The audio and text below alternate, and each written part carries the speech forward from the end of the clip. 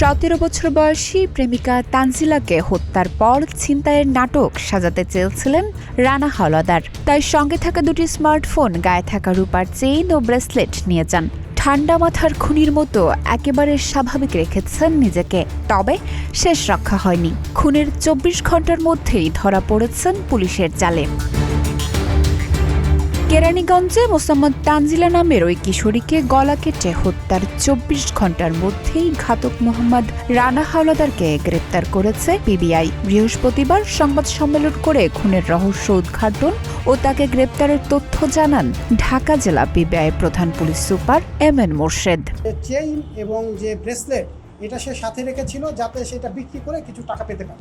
সংবাদ সম্মেলনে জানানো হয়, প্রযুক্তির সহায়তায় মঙ্গলবার রাত 3:30টার দিকে গাজীপুরের রাজেন্দ্রপুর এলাকা থেকে রানাকে গ্রেপ্তার করা হয়। তার দেওয়া তথ্যের ভিত্তিতে হত্যাকাণ্ডে ব্যবহৃত চাকু, নিহত তানজিলার একটি মোবাইল ও তার ব্যবহৃত অলংকার উদ্ধার করা হয়েছে। পুলিশ সুপার এমএন মোর্শেদ জানান, ব্যক্তি জীবনে এক সন্তানের জনক হলেও 6-7 মাস ধরে তানজিলার সঙ্গে প্রেমের সম্পর্ক ছিল রানার। সম্প্রতি রানার কাছে 30,000 টাকা চান তানজিলা।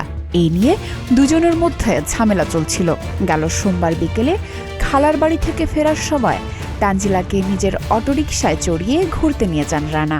ঘটনার পরিপ্রেক্ষিতে আমরা 28শে জুলাই দিবাগত রাত অর্থাৎ 29 জুলাই রাতে ভোর রাতে 3:30-এর দিকে এই আসামি মোহাম্মদ রনি হাওলাদার, বয়স 30, তাকে আমরা গ্রেপ্তার করতে সক্ষম হই।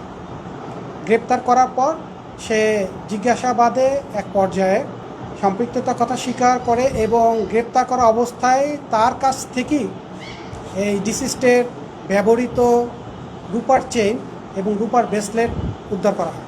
পরবর্তীতে তার শনাক্ত মতে তার বাসার ঘরের গদা থেকে এই ডিসিস্টে ব্যবহৃত 2টা মোবাইল ফোন উদ্ধার করা হয় এবং পরবর্তীতে ঘটনাস্থলের পাশ থেকে এই হত্যাকাণ্ডে ব্যবহৃত চাকু উদ্ধার করা হয়। সোমবার বিকেলে কালিন্দী মদিনানগর এলাকায় পৌঁছালে শরীফ ফুড পার্কের পাশে তাদের মাঝে তীব্র বাকবিতণ্ডা হয়। এক পর্যায়ে রানা তানজিলার গলা চেপে ধরে মাটিতে ফেলে দেন এবং সঙ্গে থাকা ফল কাটার চাকু দিয়ে গলা কেটে হত্যা করেন। মৃত্যুর পর তিনি তানজিলার 2টি স্মার্টফোন, একটি রূপার চেইন ও ব্রেসলেট নিয়ে পালিয়ে যান। পুলিশের ভাষ্য, মূলত হত্যাকাণ্ডের ঘটনা অন্যদিকে নিতেই স্মার্টফোন ও অলংকার নিয়ে পালিয়েছিলেন। তবে শেষ রক্ষা হয়নি। 24 ঘন্টার আগেই ধরা পড়েছেন পুলিশের জালে। এর আগে 28 জুলাই সকালের দিকে কালিন্দী ইউনিয়নের মদিনানগর এলাকা থেকে তানজিলার গলাকাটা মরদেহ উদ্ধার করে পুলিশ। আইরিন পারভিন, প্রতিদিনের বাংলাদেশ।